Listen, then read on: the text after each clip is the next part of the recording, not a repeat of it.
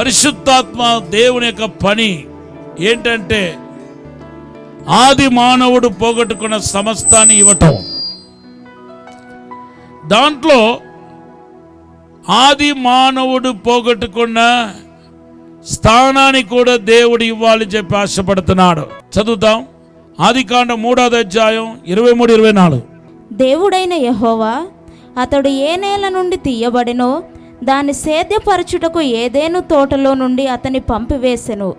అప్పుడు ఆయన ఆదామును వెళ్ళగొట్టి ఏదెను తోటకు తూర్పు దిక్కున కెరూబులను జీవవృక్షమునకు పోవు మార్గమును కాచుటకు ఇటు అటు తిరుగుచున్న ఖడ్గజ్వాలను నిలవబెట్టెను. దేవుడు ఆది మానవుడు శాశ్వత కాల సంతోషంగా ఉండాలని ఏదోన్ తోట అని ఒక తోటను సృష్టించి ఆ ఏదోన్ తోటలో ఆదామును హవ్వను దేవుడు ఉంచినట్టుగా మన పరిశుద్ధ గ్రంథంలో చూస్తున్నాం. ఈ ఏదోన్ తోటలో చాలా ప్రత్యేకతలు ఉన్నాయి. దాంట్లో ఒక్క ప్రత్యేకత ఏంటి తెలుసా? ఆదికాండం 3వ అధ్యాయం 8వ వచనంలో రాయబడి ఉంది, ప్రతిరోజు చల్లని పూట యెహోవా దేవుడు దిగి వచ్చి ఆ ఏదోను వనములో నివసిస్తున్న ఆదాముతోను హవ్వతోను దేవుడు మాట్లాడేవాడంట. వారితో సహవాసం చేసేవాడంట, వారు మధ్యలో సంచరించేవాడంట, వారి మధ్యలో సంభాషణ చేసేవాడంట. ఇంతటి శ్రేష్టమైన అనుభవాన్ని ఆదాము ఆది మానవుడు పోగొట్టుకున్నాడు. ఆజ్ఞను అతిక్రమించిన కారణం చేత ఏదోన్ తోట నుండి ఆదాము పంపివేయబడ్డాడు. మరలా ఏదోన్ తోటకి వెళ్ళాలంటే మనుషులు మరలా ఏదోన్ తోటలో ప్రవేశించాలంటే అంత ఈజీ కాదనమాట. ఎందుకంటే దానికి ప్రాయశ్చిత్తం చేసేదాకా అక్కడ కెరూబులు ఉంచబడ్డాయి. ఎవరైనా పొరపాటున ఏదోన్ తోటలో ప్రవేశిస్తే ఏదోన్ తోటలో ప్రవేశించకుండా గెంటివేయటానికి దేవుడు అక్కడ కెరూబులు ఉంచినట్టుగా మనం చూస్తున్నాం. ఈ ఏదోన్ తోట దేన్ని సూచిస్తుంది తెలుసా? పరలోకాన్ని సూచిస్తుంది. గట్టిగా ఒక హల్లెలూయా చెప్పండి. ఈరోజు మనము నిత్య జీవానికి వారసులు అవ్వాలి, కానీ నిత్య జీవాన్ని మనం పోగొట్టుకోకూడదు. పరలోకానికి వారసులు అవ్వాలి తప్ప మనము పరలోకానికి వెళ్ళకుండా నరకానికి నిత్య అగ్నికి వెళ్ళకూడదు. మరి పరలోకమని నిత్య జీవంలోనికి ప్రవేశించాలంటే, ఏదోలోనికి ప్రవేశించాలంటే మీరు ఏం చేయాలి? బైబిల్లో కొన్ని తోటల గురించి రాయబడి ఉంది. ఆ తోట నుండి మీరు ప్రవేశిస్తే గనక ఏదోన్ తోటలో ఖచ్చితంగా ప్రవేశించగలుగుతారు.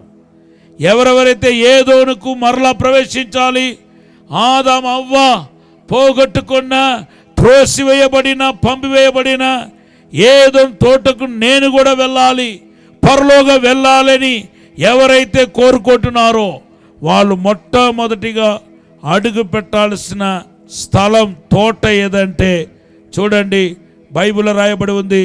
యోహాను సువార్త 19వ అధ్యాయం 41వ వచనం. ఆయనను సిలువ వేసిన స్థలములో ఒక తోట ఉండెను.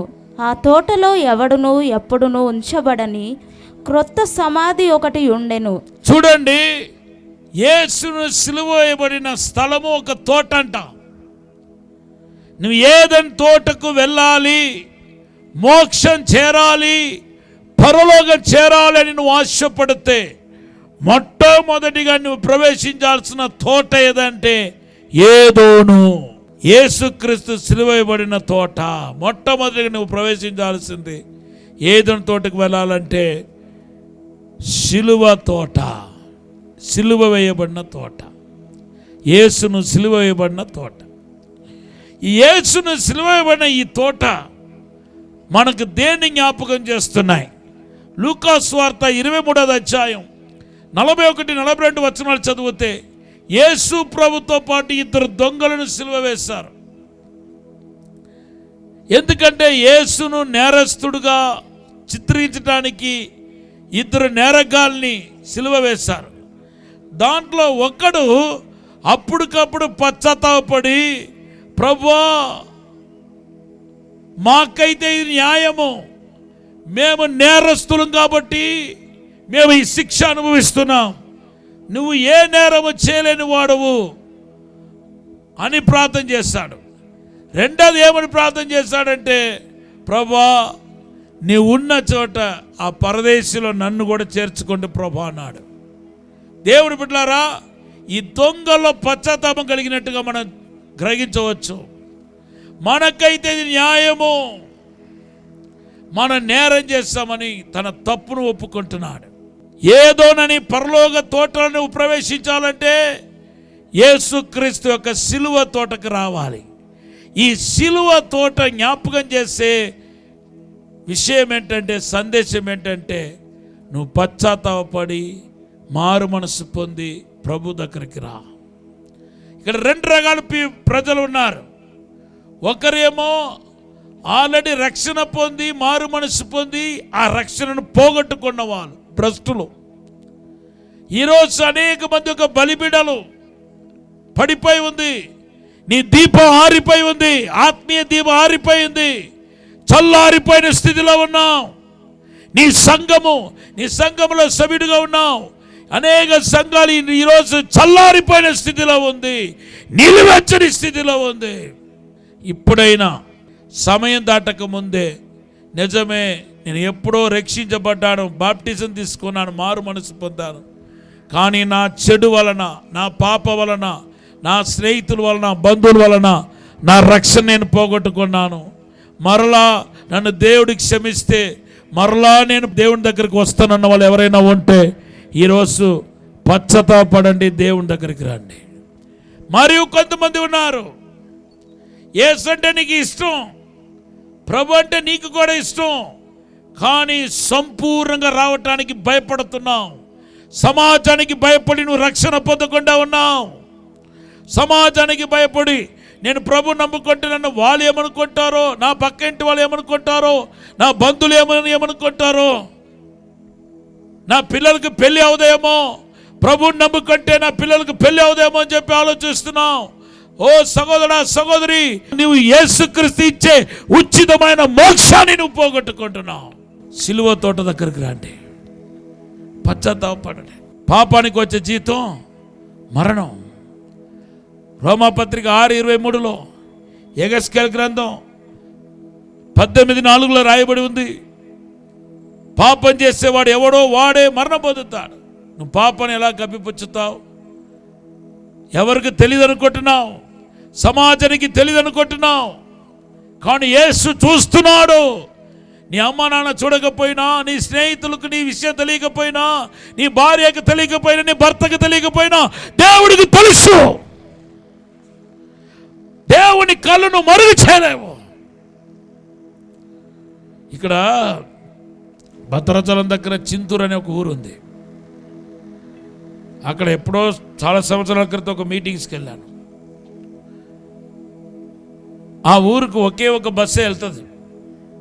మార్నింగ్ ఒక బస్సు వెళ్తుంది, సాయంత్రం ఒక బస్సు వెళ్తుంది రాజమండ్రి నుండి. అప్పుడు నన్ను ఎవరో ఒకరు మీటింగ్ పిలిచారు, మీటింగ్ ఏర్పాటు చేశారు. నేను నాతో పాటు ఇంకొక అబ్బాయి ఇద్దరం కలిసి వెళ్ళాము. ఒక చిన్న కుర్రోడు తీసుకెళ్ళాను. సాయంత్రం బస్సు దిగగానే, సాయంత్రం పూట 6 అయింది, సాయంత్రం అందరు దిగిపోయారు, బస్సు మొత్తం ఖాళీ అయిపోయింది. నేను కూడా దిగిపోయాను. అందరూ వెళ్ళిపోయారు, కానీ మేము మాత్రం ఉండిపోయాం. వాళ్ళు ఏమన్నారంటే, మీటింగ్ పెట్టిన వాళ్ళు, మేము బస్సు ఎక్కి వచ్చేయండి, మేము బస్ స్టాండ్లో మేము రిసీవ్ చేసుకుంటామన్నారు. అందరూ వెళ్ళిపోయారు, ఇద్దరు మాత్రం ఉన్నారు. ఒక అతని చేతిలో ఏమో చుట్ట ఉంది, ఇంకొక అతని చేతిలో ఏమో సిగరెట్ ఉంది. సిగరెట్ తాగుతా అంటా ఉన్నారు. నేనేమనుకున్నాను, నన్ను మీటింగ్కి ఆహ్వానిస్తే వీడి చేతిలో ఎందుకు సిగరెట్ ఉంటుంది? మీటింగ్ పెట్టిన వాడికి అనేక మంది ఆత్మల రక్షణ కోసం మీటింగ్ పెట్టాలనుకున్న వాడికి సిగరెట్ అలవాటు ఎందుకు ఉంటుంది, తాగుడు అలవాటు ఎందుకు ఉంటుంది, మనలాంటి వాళ్ళని ఎందుకు పిలుస్తాడని వీళ్ళకి ఆదాయం అనుకున్నాను. లాస్ట్లో ఒక అతను అంటున్నాడు, ఈ థామస్ గారిని ఈ బస్సుకే కాదు రమ్మన్నాం, రాలేదేమో అంటున్నాడు. అప్పుడు కానీ నాకు ఎలగలేదు, రేపు బాబు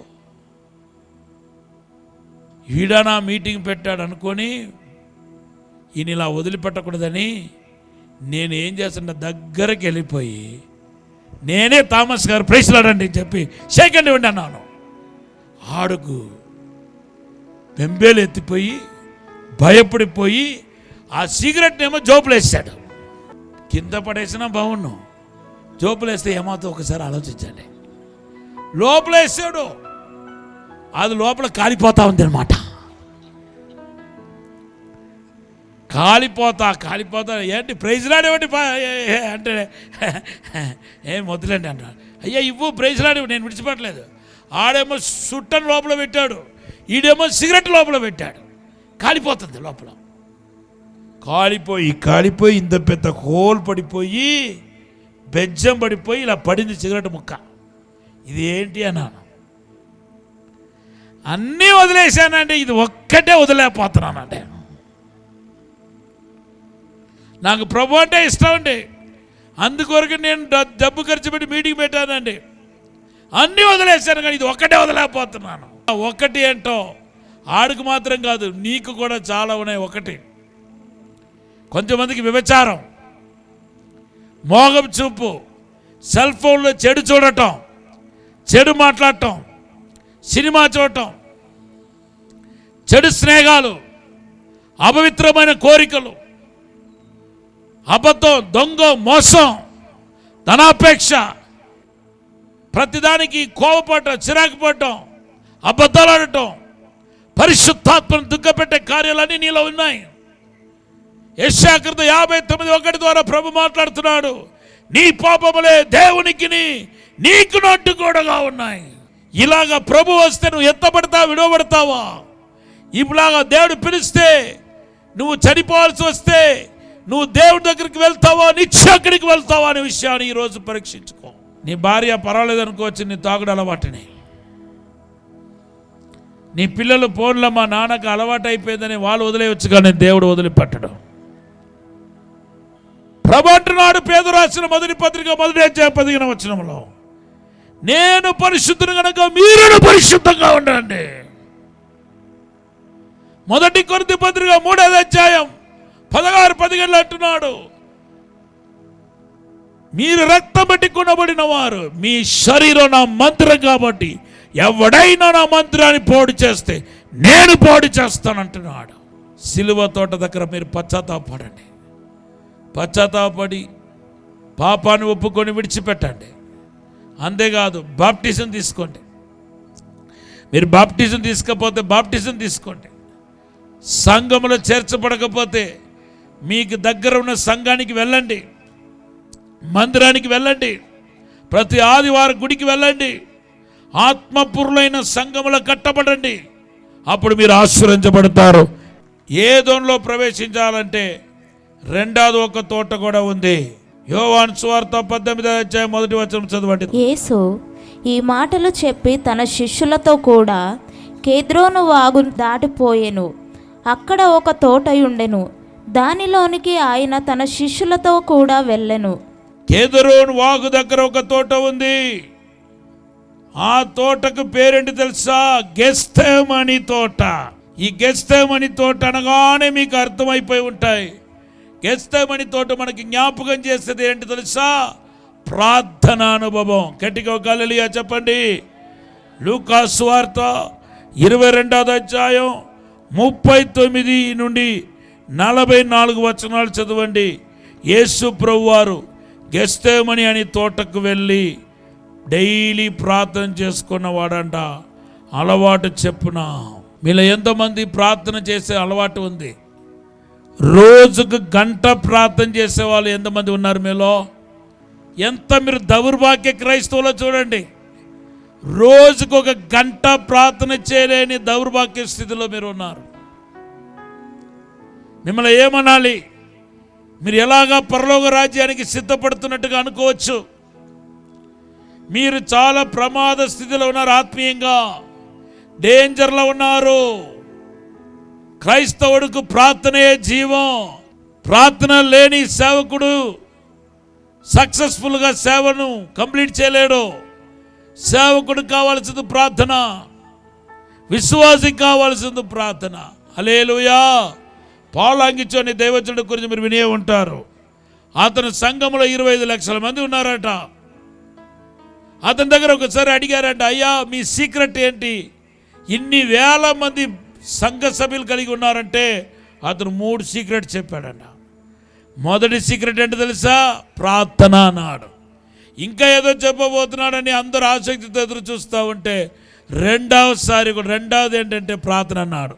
పోనీ మూడవది ఏదో చెప్పబోతున్నాడు ఏమనుకుంటే మూడవది కూడా ప్రార్థన అన్నాడు. ప్రార్థన లేని సేవ పడిపోతాయి, అభివృద్ధి అవదు.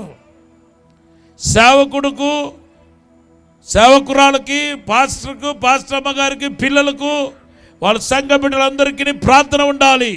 ఏ సంఘం అయితే ప్రార్థనతో కట్టబడుతుందో ఆ ప్రార్థన, ఆ సంఘం అభివృద్ధి అవుతాయి, ఆ కుటుంబం అభివృద్ధి అవుతాయి, ఆ కుటుంబం ఆశీర్వదించబడతాయి. కానీ నాకు చాలా బాధగా ఉందండి, కనీసం రోజుకు గంట కూడా ప్రార్థన చేయలేని బలహీనమైన క్రైస్తవులుగా మీరు ఉన్నారని తెలిసి నేను చాలా బాధపడుతున్నాను. చాలా అంటే చాలా బాధపడుతున్నాను. దయచేసి ప్రార్థన చేయండి. రాకడలో ఎత్తపడేవారు ఎవరు తెలుసా? ఎల్లప్పుడూ మెలుగు కలిగి ప్రార్థన చేసేవారే. రాకడికి ఎలా సిద్ధపడాలో ప్రభు మాట్లాడుతూ లూకా సువార్త 21వ అధ్యాయం 34 నుండి 36 వచనంలో యేసు ప్రభు 2 విషయాలు చెప్పాడు. కొన్నిటిని విడిచిపెట్టాలన్నాడు, రెండవది ఏమో ప్రార్థన, ఎల్లప్పుడూ మెలుగు కలిగి ప్రార్థన చేయాలన్నాడు. దేవుడు మీకు గెస్తేమని తోట అనుభవం మీకు ఇచ్చినగాక. హల్లెలూయా. మూడవది అనుభవం ఏంటి తెలుసా? మూడవ తోట. ఆదికాండం 18వ అధ్యాయం 1వ వచనం చదవండి. మరియు మమ్రే దగ్గరనున్న సింధూర వనములో అబ్రహాము ఎండవేళ గుడారపు ద్వారమందు కూర్చుని ఉన్నప్పుడు. మూడవది వనం ఏంటి తెలుసా? సింధూర వనం. అందరు చెప్పండి, సింధూర వనం. సింధూరం అనే మాటకు హీబ్రూ భాషలో అర్థం ఏంటంటే ఉబుకుచున్న ఊట అని అర్థం. ఈ ఊట అనేది పరిశుద్ధాత్మ అనుభవాన్ని చూపిస్తుంది. మొదటిగా మారు మనసు పశ్చాత్తాపం, అదే సిలువ తోట. రెండవదిగా గెస్తమని తోట, ప్రార్థన అనుభవం. మూడవదిగా ఇప్పుడు చెప్పే అనుభవం ఏంటంటే సింధూరవనం, అంటే పరిశుద్ధాత్మ అనుభవంలోనికి రావాలి. నువ్వు ఏ సంఘమైనా సభ్యుడిగా ఉండు, సంఘం కాదు నేను తీసుకెళ్లేది పరలోకం. పరిశుద్ధాత్మ అనుభవం కలిగిన వ్యక్తిగాను ఉండాలి. అపోస్తలుల కార్యం 2:10 మనుషులందరి మీద ఆత్మను కుమరిస్తానని చెప్పాడు. మీరు పరిశుద్ధాత్మ పూర్వులా కాదని విషయాన్ని పరీక్షించుకోండి. కొంతమంది పరిశుద్ధాత్మ ఉందంటున్నారు కానీ భాషల అనుభవం లేదు. అసలు పరిశుద్ధాత్మ నింపుదల అనుభవం అంటేనే భాషలో మాట్లాడటం. మీరు అపోస్తలుల కార్యంలో చూడండి, అపోస్తలుల కార్యంలో మొదటిగా పరిశుద్ధాత్మ నింపుదల అనుభవాన్ని మనం చూస్తున్నాం. అపోస్తలుల కార్యం 2:4 పరిశుద్ధాత్మతో నింపబడిన వాళ్ళందరూ భాషలో మాట్లాడారు. అపోస్తలుల కార్యం 10వ అధ్యాయం 44 నుండి 46 వచనాల్లో చూడండి, కొర్నేలి ఇంటిలో ఆత్మతో నింపబడ్డారు, ఆత్మ నింపుదల జరిగింది, అక్కడ భాషలో మాట్లాడారు. అపోస్తలుల కార్యం 19వ అధ్యాయం 1 నుండి 6 వచనాలు చదవండి. అక్కడ ఎఫెసీ సంఘములో పరిశుద్ధ పౌలు ప్రవేశించి ఆత్మను పొందుకున్నారని అడిగితే లేదన్నారు. అప్పుడు ఆయన ప్రార్థన చేసినప్పుడు వాళ్ళందరి మీదకి పరిశుద్ధాత్మ దేవుడు దిగి వచ్చాడు, వాళ్ళందరూ భాషల్లో మాట్లాడారు. ఈరోజు భాషలో మాట్లాడే అనుభవం పరిశుద్ధాత్మ నింపుదల అనుభవమై ఉంది. ఎంతమందికి భాషలో మాట్లాడే అనుభవం ఉంది? కొంతమంది పరిశుద్ధాత్మ భాషలు హేళన చేసేవాళ్ళు ఉన్నారు. ఇది ఏంటి ఇలా బ్యా అంటున్నారు, అంటున్నారు, ఇది ఏం భాష, ఇది ఏం ఆత్మీయ అనుభవం అని హేళన చేసేవాళ్ళు ఉన్నారు. నేను ఒకటి చెప్తున్నాను, మనుష్య కుమారునికి విరోధంగా నువ్వు తప్పు చేసినా దేవుడికి క్షమిస్తాడేమో కానీ పరిశుద్ధాత్మ దేవునికి విరోధంగా పాపం చేస్తే దేవుడికి క్షమించాడు. జాగ్రత్త. పరిశుద్ధాత్మ కార్యాన్ని నువ్వు ఇంకా తక్కువ అంచనా వేయవద్దు. భాషల్లో మాట్లాడుతున్నవాడు దేవుడితో రహస్యం మాట్లాడుతున్నాడు. మొదటి కొరింథీ పత్రిక 14 మొదటి 2 వచనంలో ఉన్నాయి. పరిశుద్ధాత్మ పొందే వాళ్ళు మాత్రమే పరలోకం వెళ్తారు. గట్టిగా గట్టిగా చెప్పండి. చివరిగా పరమగీతం 4 వచనములు మనం చూస్తే ప్రియుని తోట కనపడుతుంది. ఉద్యానవనం అంటే ప్రియుని యొక్క తోట. అది ఉద్యానవనం అంటే ప్రియుని యొక్క తోట. అది ఈ ప్రియుని తోటలో ఏముందంటే ఫలాలు ఉన్నాయి, తినటానికి ఫలాలు ఉన్నాయి. ఇది ఆత్మ ఫలాలు చూపిస్తున్నాయి. గలతీ పత్రిక 5:22 ఆత్మ ఫలాల గురించి రాయబడి ఉంది.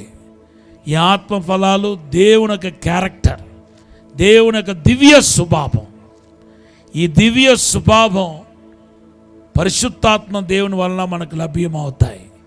దేవుడు మన యొక్క శరీర క్రియలన్నింటినీ చంపి ఆయన ప్రేమ, ఆయన దయ, ఆయన జాలి ఇలాగ మనం నడిపించుకుంటూ పోతాడు. ఇది ఉద్యానవనం, ప్రియుని ఒక తోట. ఈ 4 తోటలు మీరు ప్రవేశిస్తే 5వ తోట ఏదో తెలుసా? ఏదోని తోట. అదే పరలోకం.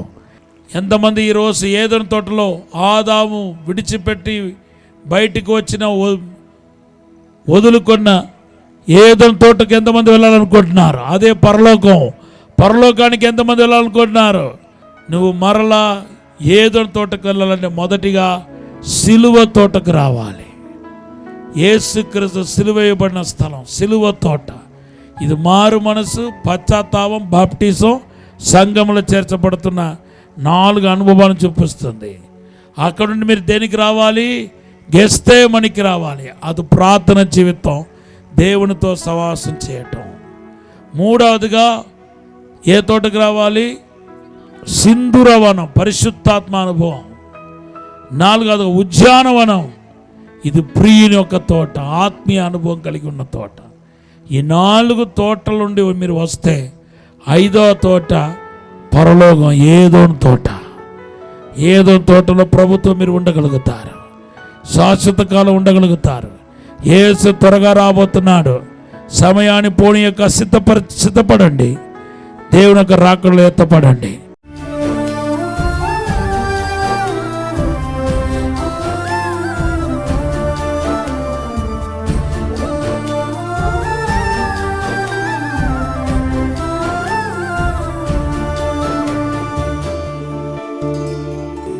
ప్రార్థన.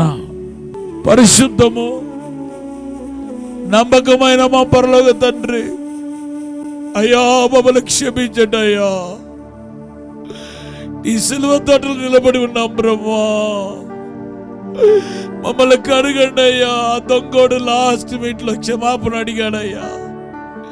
పరదేశులను చేర్చుకున్నా బ్రహ్మా, మమ్మల్ని కూడా క్షమించండి అయ్యా. పరిశుద్ధపరచండి అయ్యా, శుద్ధీకరించండి అయ్యా. అలాగే ఈ రోజుని ప్రార్థన చేయడానికి ప్రారంభిస్తాం ప్రభా. గెస్తేమని తోటలోనికి వస్తున్నాం ప్రభా. ఇప్పుడే అభిషేకించండి ప్రభా, ప్రార్థనాత్మతో నింపండి. సింధూరవనం పరిశుద్ధాత్మలోనికి వస్తున్నాం ప్రభా. ఆత్మతో నింపండి ప్రభా, అభిషేకముతో నింపండి, అభిషేకముతో నింపండి ప్రభా. నీ ఆత్మ కార్యమాల మొదలవును గాక. ఉద్యానవనం ఫలాలు నిండిన తోట అది. ఆత్మ ఫలాలు, దేవుని యొక్క స్వభావం కలిగిన వారమై మనం ముందుకెళ్తాము. ఆశీర్వదించండి. ఈ 4 తోటల నుండి ప్రవేశించే కృప దయచేయండి. ఏదైనా తోటకు వచ్చేలాగా సహాయం చేయండి. యేసు నామములో అడిగి వేడుకుంటున్నాము తండ్రి, ఆమేన్.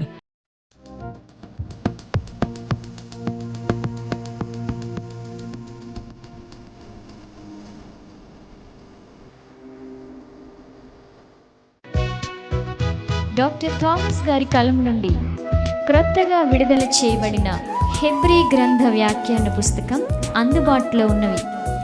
ఈ పుస్తకం కావలసిన వారు $200 రుసుము చెల్లించి పొందగలరు. కొరియర్ లేదా పోస్టల్ రుసుము ఉచితం. సంప్రదించుటకు మా ఫోన్ నంబర్స్ 9494940072 మరియు 94949400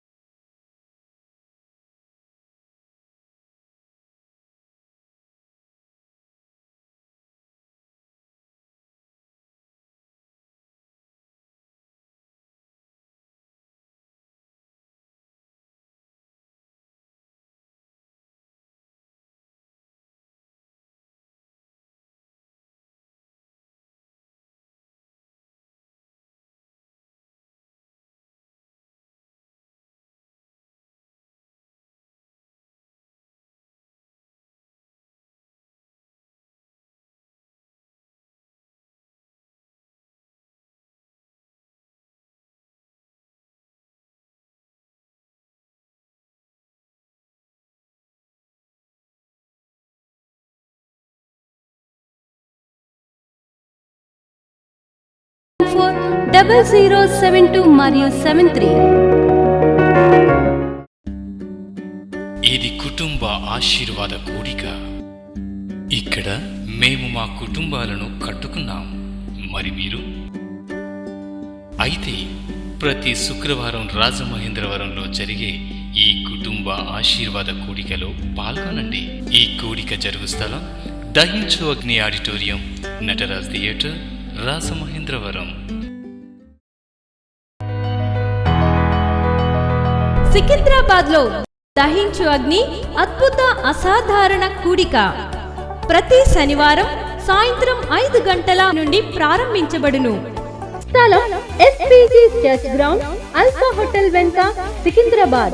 మరిన్ని వివరాలకు 9494940074 మరియు 75. రాజమహేంద్రవరంలో దహించు అగ్ని అభిషేక ఆదివారపు ఆరాధన ఇప్పుడు ప్రతి ఆదివారం ఉదయం 9:30 నుండి ప్రారంభించబడును.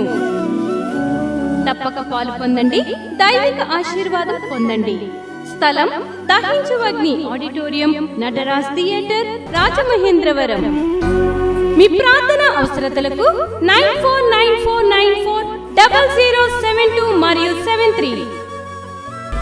ఈ టీవీ కార్యక్రమాన్ని చూసి ఆశీర్వదించబడినట్లయితే దహించు అగ్ని టీవీ పరిచర్యకు మరియు బ్లెస్సింగ్ ల్యాండ్ కు సహకరించండి. Dahinchu Agni trust current account number 357222444370, State Bank of India, main branch, Rajamahendravaram. My address doctor Thomas Dahinchu Agni ministries, తుమ్మలోవా, Rajamahendravaram.